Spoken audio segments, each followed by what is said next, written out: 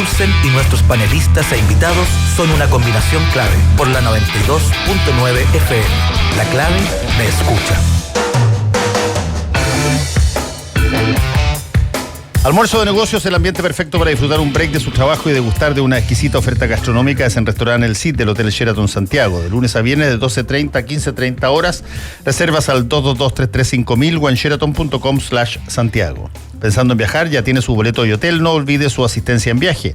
Viaje tranquilo, viaje seguro con el 2x1 de Asiscard y lleve su asistencia por días o anualmente. Lo puede llamar al 22756-1059, visitarlos en www.asiscard.com, también en aeropuertos y en agencias de viajes. Viaje siempre protegido por Asiscard.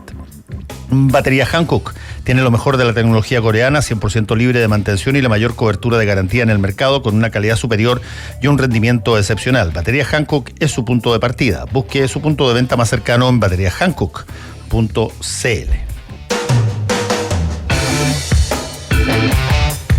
Estamos en nuestra sección del Archivo Nacional de Chile y estamos con Eliana Urrutia Méndez. Gracias por estar acá. Ella es profesional de coordinación de procesos de autoevaluación de posgrado, vicerrectoría de aseguramiento de la calidad de la Universidad San Sebastián, además de ser profesora de Historia y Geografía, magíster en Educación Inclusiva.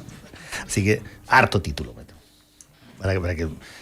Pero el tema básicamente es... las proposiciones que se han empezado a plantear por parte del Ministerio respecto de determinadas materias que van a ser eliminadas como obligatorias y algunas caracterizadas como electivas, y en el caso particular de historia, también la idea de que la historia tiene que circunscribirse a básicamente ramos donde uno escoja qué es lo que quiere saber de historia como opcional, más que como obligatorio, y qué pueden ser los efectos de aquello en la educación, particularmente la educación media del país. Gracias por estar acá, Eliana. Gracias a ustedes por la invitación. A ver, una de las cosas interesantes a discutir cuando se habla de historia, y yo que soy probablemente mucho más viejo que tú, la historia... se recuerda de acuerdo a cómo uno se la pasaron en muchas materias. Yo tuve profesores de historia que creo que casi sin excepción eran profesores normalistas. Y por lo tanto, la historia no solamente tenía la intención de conocer, y que era algo mucho más allá que fechas, y mucho más allá que nombres de batalla, digamos.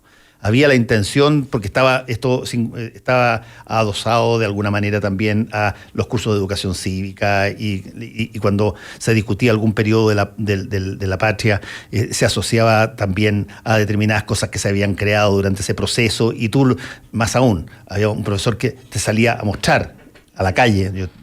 Mi colegio está en el centro, San Ignacio Alonso Valle, te salían a mostrar los edificios donde estaba lo que se creó, en fin. Había una búsqueda bastante integral, por lo menos en mi época, y era un currículum cerrado, en el sentido de que no te abarcaban un bagaje bastante grande en términos de historia, pero era relativamente parecido a muchos colegios. No estaba la idea de... electividad. Claro, de electividad, o de tener una cosa común chiquitita y después una serie de cursos selectivos. Bueno, así ha sido, digamos, gran parte de la historia de la educación en Chile, con currículum más bien cerrados que currículum más abiertos. Progresivamente se han ido incorporando desde el 2009 en adelante ciertos espacios de electividad, no solamente en historia, sino que en muchas otras asignaturas. No sé si es mejor o peor. Eso vamos a tener que juzgarlo tal vez en la larga duración, que son los tiempos que manejan las categorías temporales de la historia, pero de una u otra manera, eso que tú llamabas una base común, que no era bastante amplia, que tenía un sentido, un propósito dentro del currículum, es lo que yo visualizo que estamos en cierto nivel de pérdida. El currículum evidentemente es un espacio de poder, es un espacio también desde el punto de vista de la economía del tiempo, donde se toman decisiones sobre qué incluir, qué excluir y cuál es el propósito que tiene cada una de las asignaturas dentro del proceso formativo desde primero o desde kinder hoy día hasta cuarto año medio.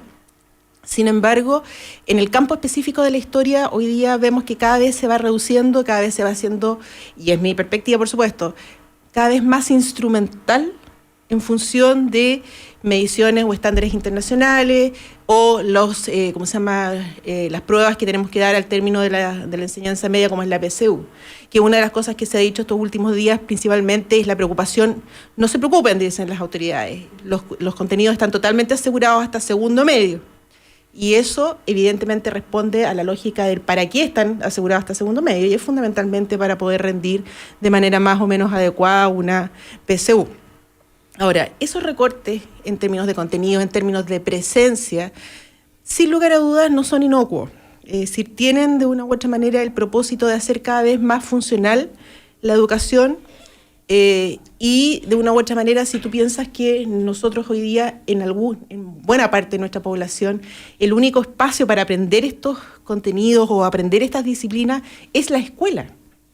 Es decir, los capitales culturales dentro de nuestra población escolar es diverso, y evidentemente que dentro de esa diversidad la escuela juega un rol mucho más fundamental, donde el capital cultural se engrosa a partir de lo que pasa en el colegio y no necesariamente de los aportes que pueden generar las familias en estos contenidos. No digo que la familia no genere aportes en otros, pero en estos contenidos es la escuela su gran referente.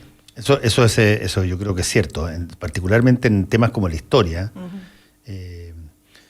En filosofía, por ejemplo, en artes, las facultades y facilidades que tiene el colegio, y en particular el ramo de historia o de filosofía o de arte, de poder generar esa disciplina con algún tipo de metodología educativa detrás, es muy superior a la que eventualmente pueda obtener individualmente cada persona en el alero de su casa, digamos. Sí. Particularmente en un país tremendamente desigual como este, donde el capital cultural está anclado mucho más ricamente en un sector que en otro, y por lo tanto, si que las familias tuvieran que ser las dedicadas a entregar esas variables, probablemente sería una situación bastante paupérrima. Así es. Y una de las cosas importantes es que dentro del espacio curricular los contenidos se van abordando de manera distinta en función también del nivel de desarrollo de cada uno de los sujetos. Es decir, abordar contenidos de historia en primer año básico no es lo mismo, porque no son habilidades idénticas a las que tenemos en primer año de enseñanza media, porque tenemos una persona que ha ido cambiando en sus estructuras cognitivas. Por lo tanto, la secuencialidad no solamente va en términos del contenido mismo, es decir, de datos o de hechos específicos, sino que también de la complejidad y la profundización que tú puedes irle dando a través del tiempo en el sentido del desarrollo del sujeto que está aprendiendo. Es decir, por ejemplo, hoy día en el currículum escolar tienes en segundo año básico, en tercer año básico, contenidos relativos a pueblos originarios de Chile. Bueno, esos contenidos después no están contemplados para ser abordados en los cursos superiores. Se quedaron ahí en segundo, tercero básico. Y evidentemente el riesgo, la pérdida que se produce por desuso, porque los aprendiste de manera muy concreta, muy atenida a pequeñas anécdotas respecto a los pueblos originarios, no son vueltos a profundizar en ningún espacio del currículum en los cursos superiores. Entonces, si decimos que aseguramos los contenidos a lo largo de la enseñanza hasta segundo medio, yo creo que es un poquitito una versión autocomplaciente. Nominalmente uno podría decir sí, están. Ahora, en lo efectivo, no estoy tan segura de que eso se asiente, decante y sea capaz de transformarse en un aprendizaje en los sujetos. Pero, estamos conversando con Eliana Urrutia Méndez, profesora de Historia, magíster también en Educación Inclusiva, y a cargo de la Vicerrectoría de Aseguramiento de la Calidad de la Universidad de San Sebastián. Eliana, mira, hay ciertas cosas que uno podría argumentar relativamente bien. Yo podría señalarte que en jóvenes que han pasado historia ya por séptimo básico, te pueden describir eventos y fechas perfectamente, afuera de las obvias, el 18 de septiembre, el 5 de abril, qué sé yo, pero te pueden asociar algún tipo de fechas históricas con eventos que pasaron. Pero si tú les preguntas, a ver, ¿de qué se trató el evento? o cuál fue la proyección que ese evento generó 30 años después en una determinada materia. Yo dificulto que exista esa proyección. Durante mucho tiempo enseñamos historia, básicamente y particularmente durante los años de la dictadura, básicamente con un compendio de fechas con eventos. Y de pronto uno no entendía o no entiende, bueno, a ver, ¿cuál es la relación? La relación que tiene que ver con sucesos que se crearon o se generaron a partir de esas fechas históricas más adelante y esos eventos que ocurrieron. Que es una cosa que para los que hemos tenido la suerte de poder estudiar afuera, tú tienes una intención decidida de que tú no entiendas solamente la fecha y el evento, sino que cuáles fueron las consecuencias y las proyecciones y las interpretaciones de por qué pasaron esas cosas en esa fecha y con esos eventos. A ver, yo diría que hay dos aspectos acá. Uno, que es la intencionalidad que bien dices tú, que puede existir, porque el currículum, obviamente, lo decía yo hace un rato atrás, es un espacio de poder y tiene que ver con el imaginario, con la construcción o con la idea de país que tú quieres generar, que efectivamente pudiese ser así. Y por eso hay olvidos y hay elementos que se omiten de las memorias históricas con una cierta intencionalidad. Pero desde el punto de vista metodológico, también el pasar fechas o datos tiene que ver con la simplificación de la enseñanza. Total. Evidentemente es mucho más sencillo enseñar datos, cronologías. Sobre todo si vas a evaluar con pruebas estandarizadas. Exactamente. Es mucho más sencillo que hacer estos otros procesos que son más complejos, de comparación, de relaciones causales, para efectos de la enseñanza, que hacer lo otro. Y en ese sentido yo creo que estamos hoy día en un punto donde, por eso como sociedad debemos reflexionar. Mucho de las redes sociales o mucho de la información que hoy día se contiene a través de la Internet es eso, información, es dato. Lo que la escuela debiese hacer es que ese dato, que esa información pase a ser conocimiento, que es mucho más complejo, que tiene que ver justamente con procesos cognitivos donde el sujeto puede comparar, puede hacer estas relaciones causales de larga duración o de medianas duraciones, entender qué significa la historia en términos de proceso. Eso es justamente el sentido que debiese tener la escuela y específicamente en el campo de la enseñanza de la historia. Mira qué interesante lo que estás señalando, Eliana, porque en el mundo del periodismo está pasando un fenómeno prácticamente idéntico, pero que tiene otra característica. Los datos, lo que pasó, la pregunta clave que históricamente era la más importante de todas, ¿qué pasó? Te lo está dando crecientemente personas que estaban ahí donde pasaron las cosas, que te suben los videos si es que tienen, o fotografías si tienen, o su opinión si tienen a las redes sociales, y tú te enteras mucho antes del asalto del banco por un video en una red social que por un medio de comunicación. El medio de comunicación, cuando llega al banco, ya hoy día está, pero total y absolutamente viralizado lo que ocurrió, si es que había gente que levantó su... Por lo tanto, la captura, recolección de información y datos y la difusión de aquello está cada vez y crecientemente fuera de las manos del periodismo. Por lo tanto, ¿qué es lo que ha tenido que hacer el periodismo crecientemente? Varias cosas hay que son interesantes. Una, cerrar diario. Y el mundo de papel se está cayendo en materia por varias razones, no solamente porque parece ineficiente y brutal botar medio bosque para que tú te informes cuando puedes hacerlo digitalmente de una manera más eficiente y además menos dañina, pero además porque tú estás compitiendo contra algo con la cual no tienes ninguna capacidad de ganar, que es gente que está donde las cosas pasan y que está dispuesta hoy día a mandártela. Entonces, ¿cuál es tu rol hoy día, generalmente en los medios? Es tomar datos, verificarlos, asociarlos, proyectarlos. Está mucho más en la lógica del periodismo interpretativo que del periodismo noticioso duro histórico, que es un poco lo que de alguna manera tú estás señalando en materia de lo que pasa con la escuela, digamos. Tú puedes dar datos que sirven porque para una prueba estandarizada que va a pasar por una máquina que va a advertir si es que metiste el circulito correcto o no correcto, es muy fácil preguntar fechas y cosas objetivas. Pero para saber si es que esa persona entiende algo de la historia del país, necesitas generar un currículum que incorpore algo de interacción. Ahora, pero para que aquello ocurra, tienes que tener un periodista capaz de hacerse esas preguntas, capaz de problematizar la información que le está llegando, como dices tú, inmediatamente y mucho antes de que siquiera pueda llegar al lugar a reportearlo. Es decir, ese proceso que logra desarrollar un colega tuyo tiene que ser desarrollado en alguna etapa de su vida. Exacto. La escuela, la universidad posteriormente son las instancias donde esos procesos se desarrollan. Así es. Por razones profesionales me ha tocado trabajar en escuelas de periodismo enseñando historia contemporánea. Pobre de ti. Y realmente ha sido difícil entrar justamente en estos campos porque confundimos las disciplinas. La historia no reemplaza al periodismo ni viceversa, pero sí nutre las formas en que te enseña a pensar en el tiempo. Fundamentalmente en estas conexiones que se producen en el acontecer noticioso.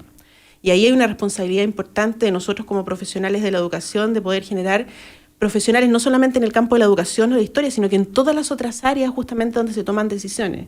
Es decir, cuando ustedes toman una decisión editorial de poner una noticia, cualquiera sea, en el primer nivel, le están dando señales a la ciudadanía de que eso es importante o más importante tal vez que otra. Otra cosa que está en la página 24. 24, exactamente. Es decir, eso es para un ciudadano común y corriente es re importante aprender, por ejemplo, cómo se ordenan las noticias dentro de un medio de prensa. Y si que acaso eso implica manipulación de noticias para que algunas sean consideradas más importantes que otras. Exactamente. Obvio. Y de qué manera también estamos considerando, por ejemplo, que noticias de un nivel, por ejemplo, acontecer político, está a veces en el mismo nivel que una del acontecer del espectáculo.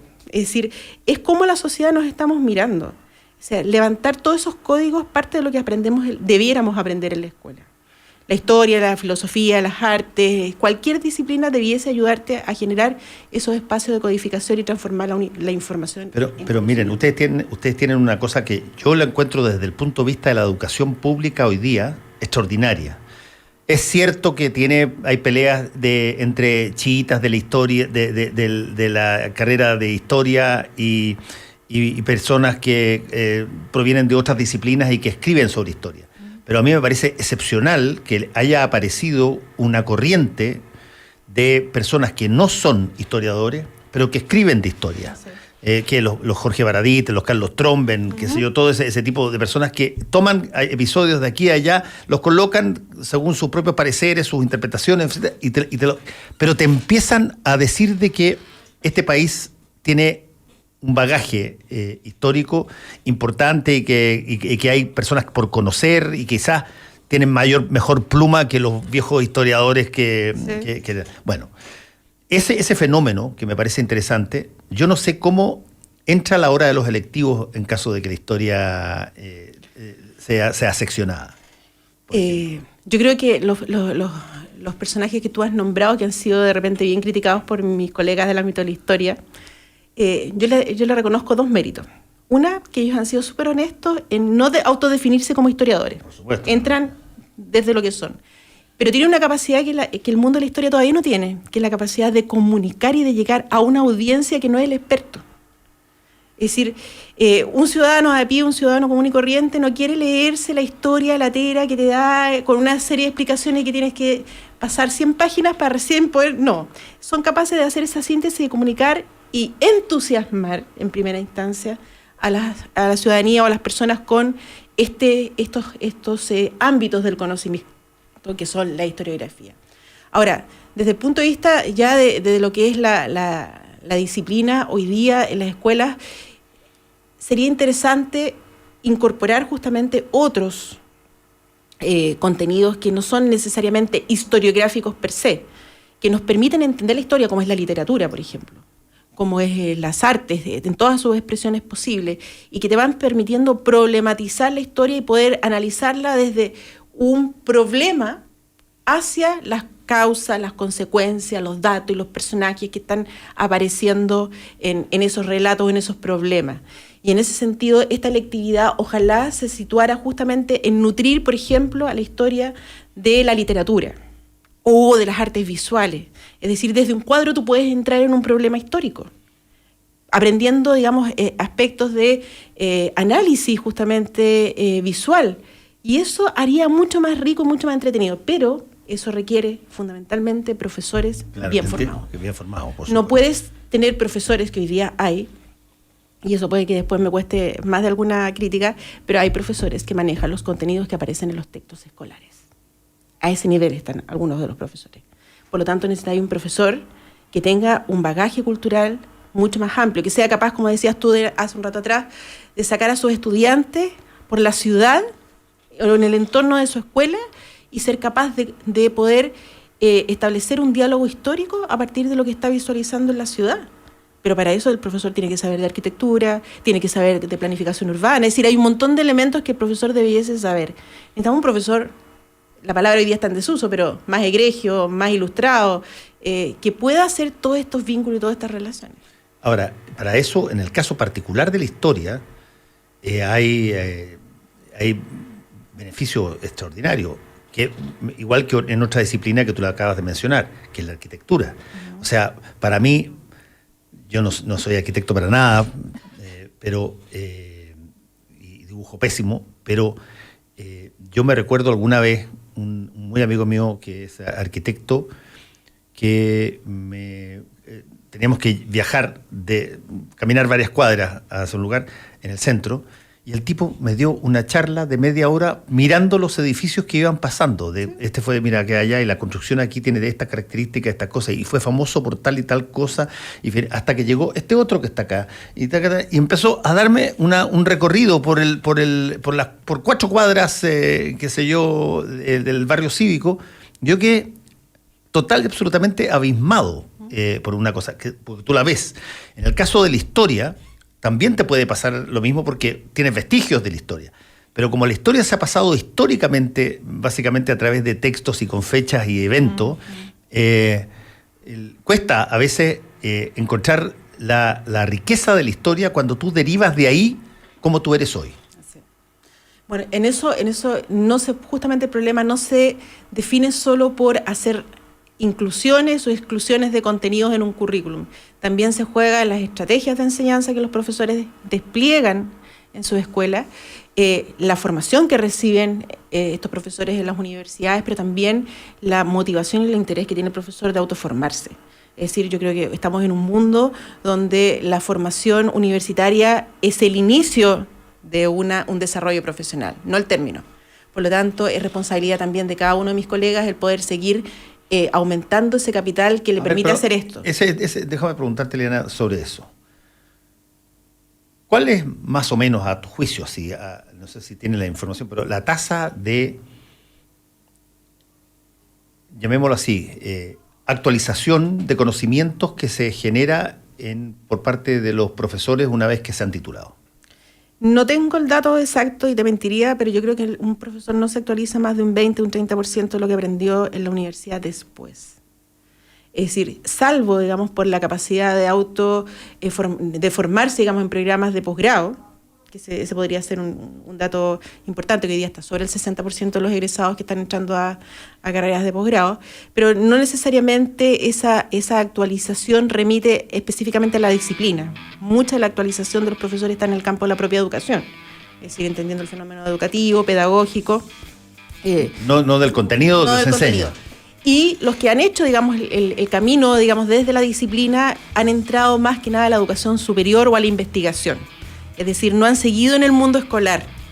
Han entrado a estudiar posgrados, magíster o doctorados en historia, se han especializado, porque tú sabes que hoy existe la hiperespecialización a nivel de la formación universitaria, y por lo tanto su ámbito de desarrollo está mucho más abocado a los espacios universitarios o al ámbito de la producción académica propiamente tal. Por lo tanto, la escuela todavía está con un grupo de profesores que son más bien especialistas en educación, en abstracto, en educación desde el fenómeno mucho más global, pero no en la especialidad necesariamente.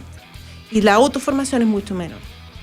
Es decir, es ahí donde nosotros tenemos la posibilidad también de... ¿Se publica lo suficiente, Eliana, en materia de difusión histórica como se debiera, crees tú, o no? Sí, ya que hay países que son impresionantes, los ingleses, los estadounidenses, los españoles, sacan todo el tiempo libros que dan un nuevo giro, una nueva mirada, una nueva revisión de un fenómeno que parecía que estaba total y absolutamente acotado. Y se le saca una tercera derivada por aquí, por allá, y se vuelve a introducir uno.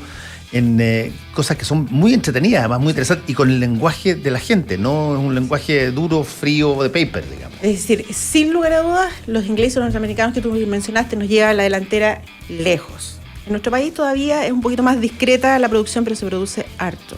Ahora, muchos de nuestros colegas del ámbito de la historia están más abocados a la producción de libros, más que de papers, ¿ya? Y eso es parte, digamos, de nuestro contexto de formación. Es decir, un libro tiene un valor mucho mayor que un paper, a diferencia de otras disciplinas, donde un paper es mucho más valorado que cualquier libro. Y en ese sentido, la producción de un libro es mucho más lenta, es más cara, y por lo tanto, no es tan rápida la velocidad de producción que tiene en nuestro país, pero sí se está produciendo y se está publicando harto. Nuestros doctorandos hoy día en las universidades, en el campo de la historia, están produciendo harto. Ellos están entrando más en la lógica del paper o de la publicación no literaria, no de libro. Es decir, yo creo que sí, estamos en camino, pero todavía nos queda subir una brecha grandota. Eliana Urrutia Méndez, muchas gracias por haber estado con nosotros hoy día aquí en Combinación Clave. Gracias a ti. Y nos vamos, tengan ustedes buen día, chao. El secreto del éxito es vivir la vida. Batería Hankook, mucho más. Y compra ahora el 2x1 de Asiscard y viaja tranquilo. Presentaron Combinación Clave. Fueron 3 horas de información, realidad y debate junto a Fernando Paulsen y nuestros panelistas e invitados. Volvemos mañana con los temas que nos importan para seguir debatiendo y conversando. Combinación Clave. La clave me escucha. Baterías Hankook es tu punto de partida. Lo mejor de la tecnología.